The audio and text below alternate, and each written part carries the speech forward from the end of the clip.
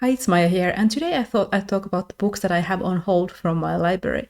And I have my library's app open, and I'm just gonna go through these. So all my library holds are frozen. It means I am moving forward in the line, but they will not be sent to me. I will just, when I reach number 1, I will just stay there forever if I don't unfreeze it, and everyone will move and hop over me and get their books. Some of these have been on like frozen for a long amount of time, and I probably should start unfreezing them one by one. I have to say that I prioritize like new holds that I put, new releases, and forget about the older ones here. So that is one of the reasons why I thought I'd make this video, to remind myself what is here and to tell you what I have on my holds. I think I have about around 20 holds here, maybe a bit less. But let's start. And these are in the order from oldest to newest. So the book that I have put on hold the longest time ago, the first book is Fledgling by Octavia E. Butler. And this is Octavia E. Butler's vampire story. I really enjoyed the first book in the Xenogenesis series, Dawn, and I also liked one of the books a lot in the Wild Seed or Seed to Harvest series. That one wasn't my favorite, but I have read all of them, and I think Mind of My Mind was my favorite of those. But I am all for vampire books, so I have Fledgling on my list. Then I have a non-fiction, which is rare for me. This is a collection of essays. It's called Disfigured on Fairy Tales, Disability and Making Space by Amanda Leduc, and this is essays analyzing fairy tales from the point of view of disability and how they handle disability.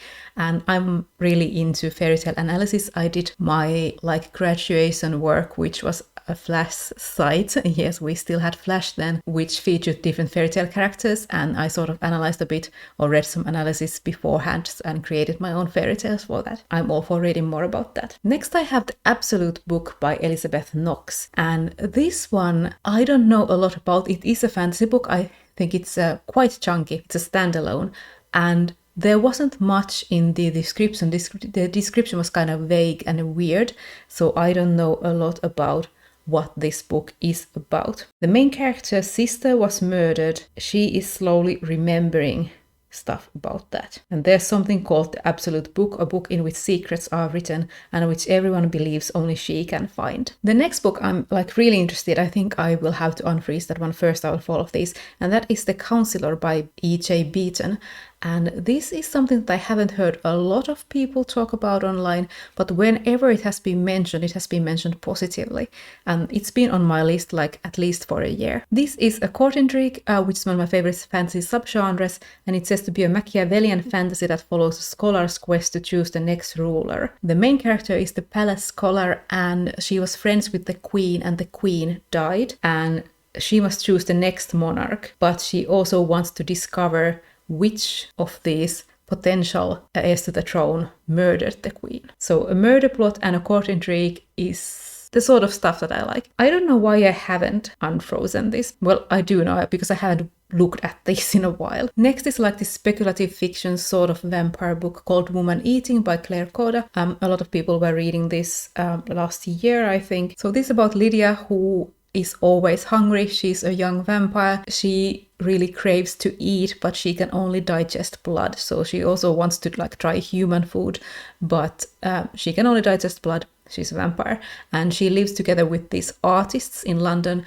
and I think this is also a lot about their friend group, the artists, and living in London. Everyone says that this is a slow burn book with a focus on characters. I want to read different sort of takes on vampires. Then we have a middle grade, which is very rare for me, and this is Zachary Ying and the Dragon Emperor by Shiran J. Shao, and this is about this young 12-year-old boy called Zachary, who is guided by the spirit of Qin Shi Huang, the first emperor of China. That premise was so interesting that I just put it on my to-read list. Then I have something that's been making the rounds on BookTube for a while, and that is Confessions by Kanae Minato, which is a Japanese thriller about the school teacher whose, I think, kid died, and she is trying to find out which of the kids in the class are responsible or something like that.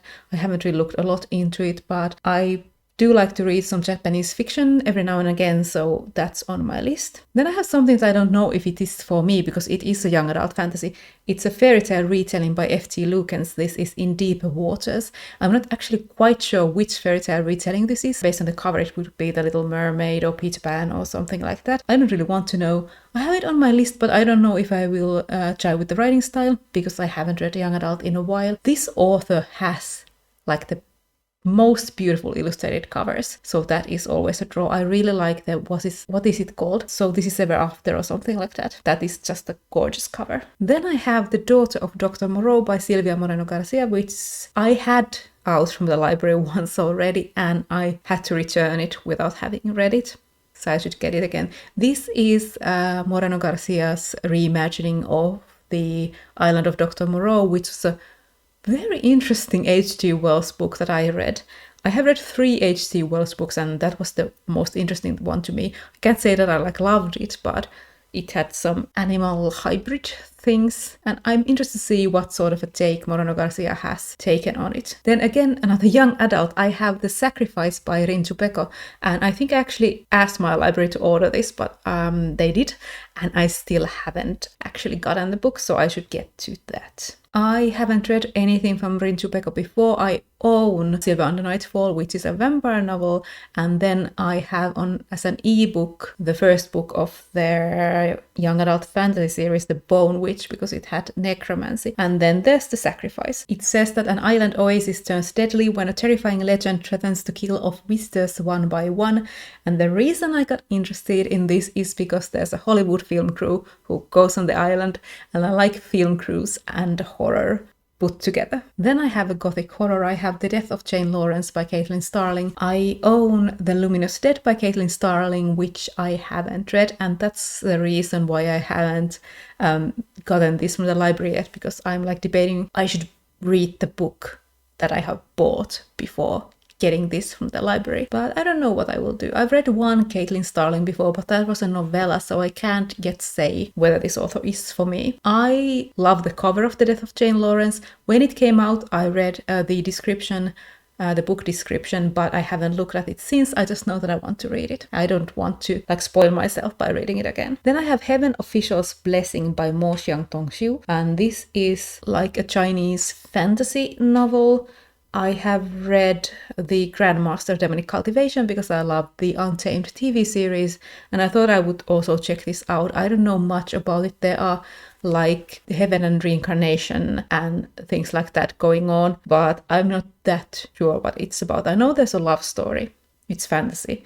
That's about it. I thought I'd try it out. The next book on my list is Some Desperate Glory by Emily Tesh, and this is a science fiction novel that was on my most anticipated releases video. This is about Kier, who is one of the best warriors of her generation, and she has to, for reasons, escape from all that she has known from the space station that she has lived on, and maybe learns that things weren't as she was told. And the next book on my list is a novella, and this is a Psalm for the Wild Build by Becky Chambers. You probably have heard about this one.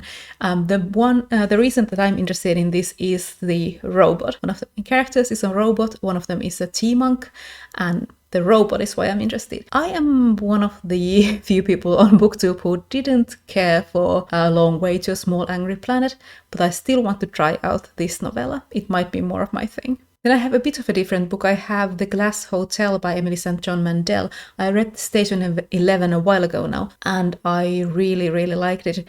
But I haven't read anything from Emily St. John Mandel since. I didn't even have this on my holds list before the third book came out, which is sort of tied together into this world or this storyline. So what is it called? The one that just came out, was it last year? Sea of Tranquility it was. So when Sea of Tranquility came out, I sort of thought maybe I could finally get to reading The Glass Hotel so I could get to the new release, but it hasn't happened yet. Next I have The Bone Orchard by Sarah A. Mueller, which has once again a beautiful like gothic sort of cover. This says to be a whodunit set in a lush gothic world of secrets and magic, where a dying emperor charges his favorite concubine with solving his own murder. So again, murder, court intrigue. I've heard from this one that the writing style is like very unique and you might not get along with it, so that's why I want to try it out from the library to see what it's like and if I get along with it. We're almost at the end, and the second to last book on this list is I'm Thinking of Ending Things by Ian Reid. I think I added this to my list when the Netflix movie came out, so this has been here for a while. So these weren't in the order from the oldest to the newest. I think I don't actually know how the library app organizes these things, but with a few exceptions, it was from the oldest to the newest. This one had a very long line when I went on the hold list, and it has just recently dwindled. This is something that I have not a lot of clue what is going to happen in this book, but when the movie came out, everyone said that the book was better, so I wanted to read the book first, and I haven't watched the Netflix movie yet, so I'm going to do that later, after I've read this book, whenever that is. And finally, the newest book that I have added on my hold list is Martha Wells' Witch King. I don't think it has even arrived at the library yet. Yes, it has just been ordered. So the library has ordered their copies. I'm number 24 on the waitlist, so there will be a while before this happens. This is, of course, Martha Wells' newest release, which was on my most anticipated video, and it's about this demon who died or was murdered and wakes up to find a lesser mage attempting to harness the demon's magic to his own advantage. But those were all the books on my library's hold list. Do you have this many books on your hold list? And how many books does your library allow for you to put on hold? My library allows us to put 100 books on hold, so I'm still doing quite fine with a bit less than 20. Let's count how many I had. 18 books. 20 was close. And also tell me if you loved one of these books and if I should get that earlier than the others. But that's all from me for now, and I'll see you in my next video.